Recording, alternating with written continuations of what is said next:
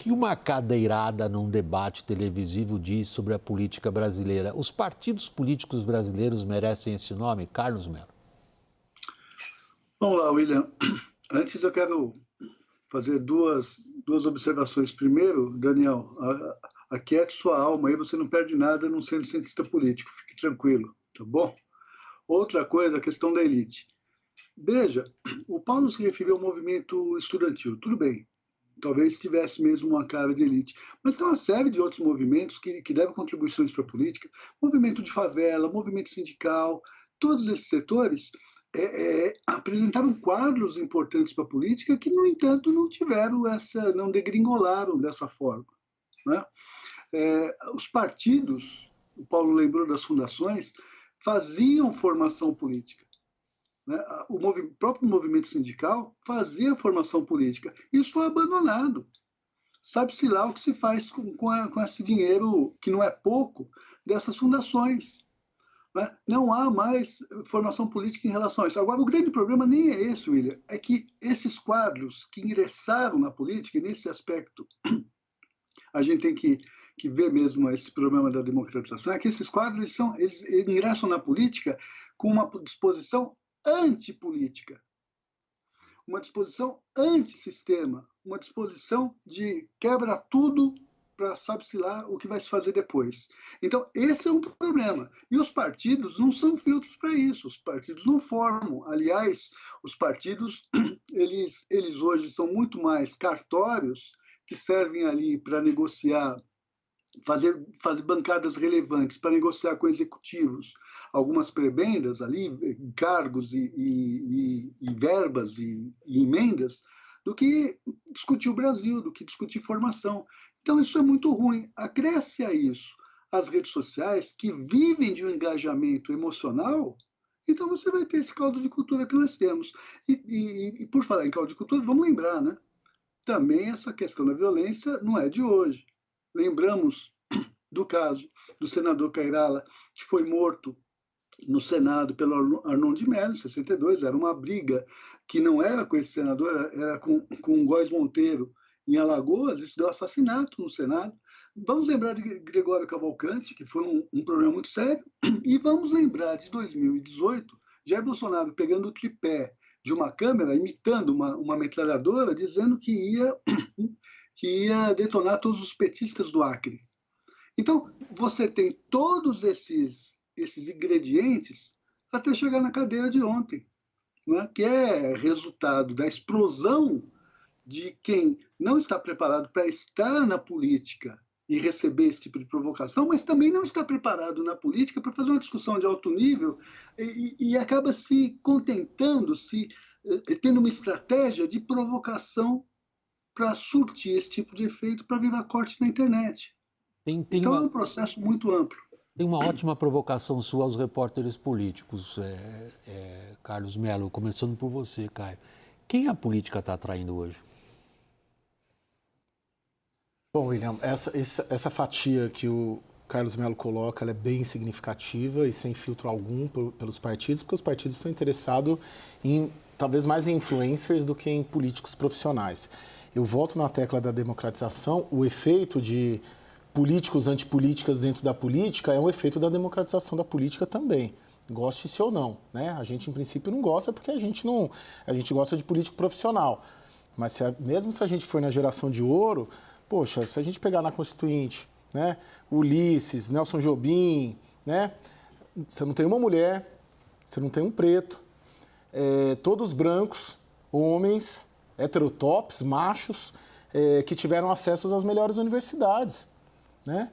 E hoje a política, goste-se ou não, dá espaço para quadros como esses, que são antipolíticas, que nós não gostamos, eu particularmente não gosto, mas dá espaço também para uma Érica Hilton da vida, que é preta, né, trans, e consegue ter acesso à política também.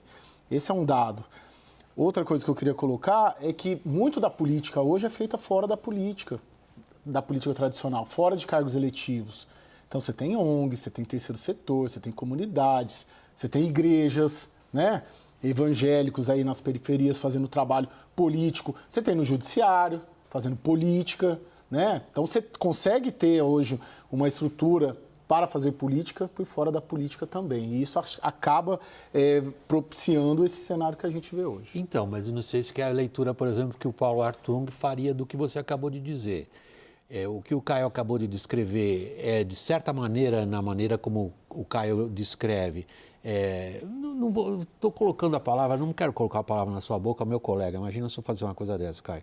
Quer dizer, não é uma exaltação, não é um elogio, mas é uma descrição daquilo que você considera que são aspectos positivos, deveriam ser vistos de maneira positiva. Está correta a minha interpretação? Não necessariamente positivo, mas é um dado da realidade. Pelo que oferece, né, de exposição sim, a personagens que anteriormente estavam circunscritos a marginalizados. Sim. A diversidade na política é uma realidade, né? Ou, na verdade, quando não se dá na esfera da política o grande debate,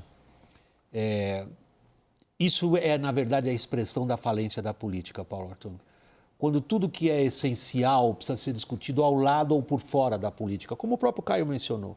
Discussões ambientais, por exemplo, são grande parte levadas por fora da política.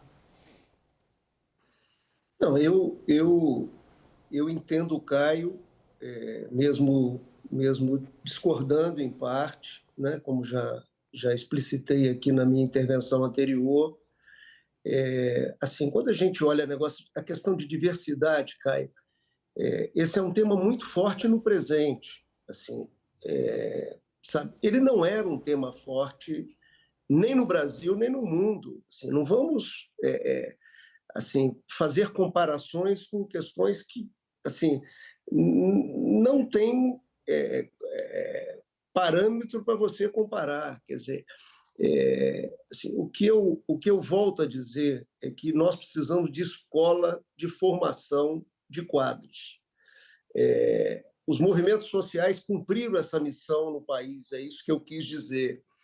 Os partidos políticos não cumpriram. Assim, vou dar um exemplo prático. Assim, o Renova BR, que não usa dinheiro público, né? São doações que movem o Renova BR. Eu participo do Renova BR.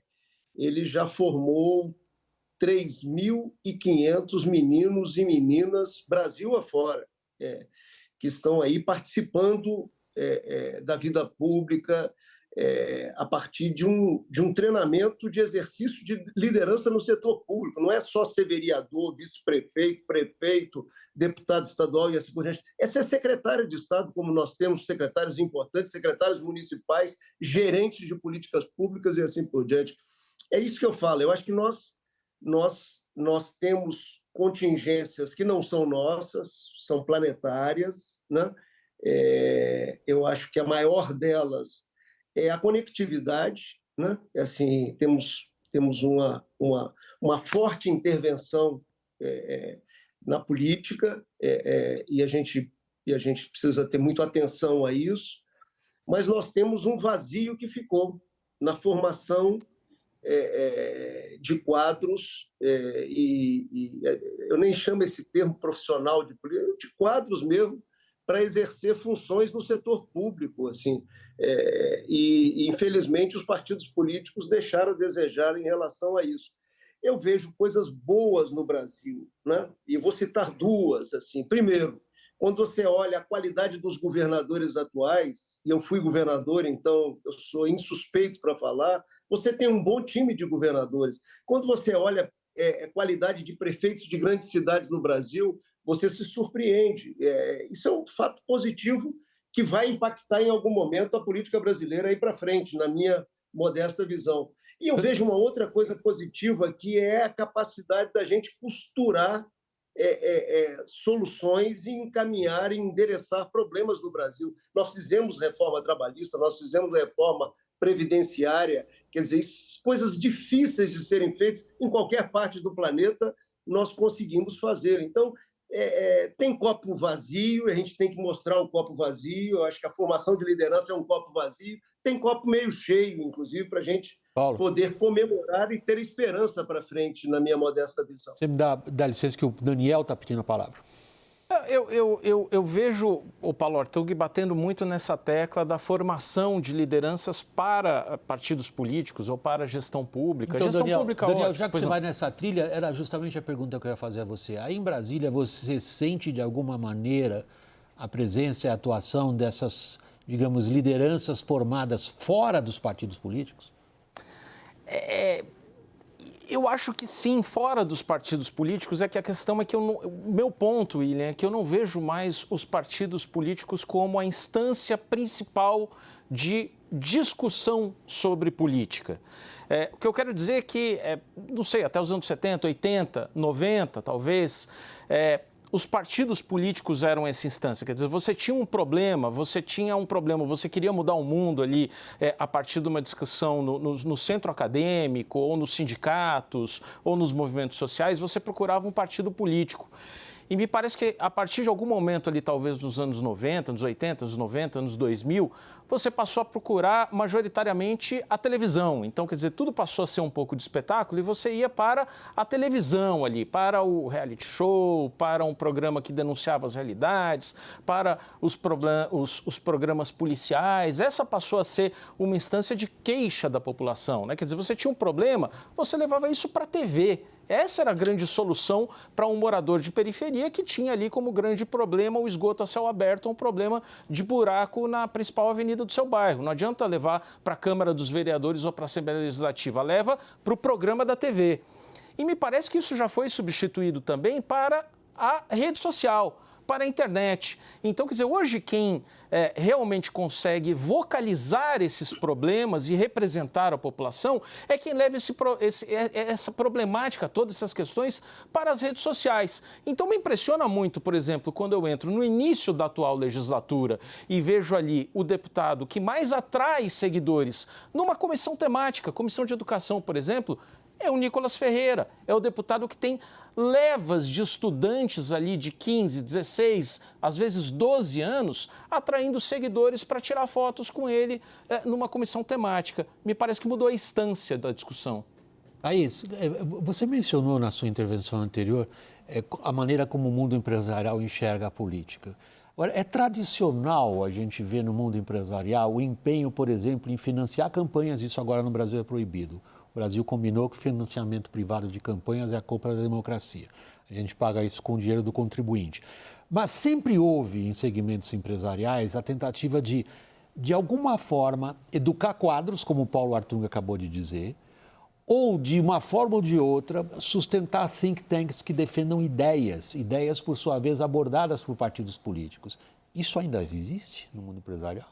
Existe, ainda tem um bom espaço de debate, assim como o Renova, não com a mesma característica, mas talvez com o propósito de manter o debate, de chamar a sociedade civil para conversar, ainda existe muito. Agora, William, tem um aspecto aqui que me chama a atenção, que é da permeabilidade do Congresso Nacional, dessa nova geração de políticos, ao atendimento paroquial. Então, a coisa das emendas individuais, das emendas de bancada, é um pouco sinal dessa permeabilidade. A quantidade de jabutis e de exceções que a gente está vendo acontecer para vários setores da economia, às vezes coisas que não fazem o menor sentido numa política pública. Então, talvez a piora do Congresso Nacional não é apenas uma coisa individual, da qualidade do político, mas é da atuação da política, do resultado que ela apresenta. É uma dispersão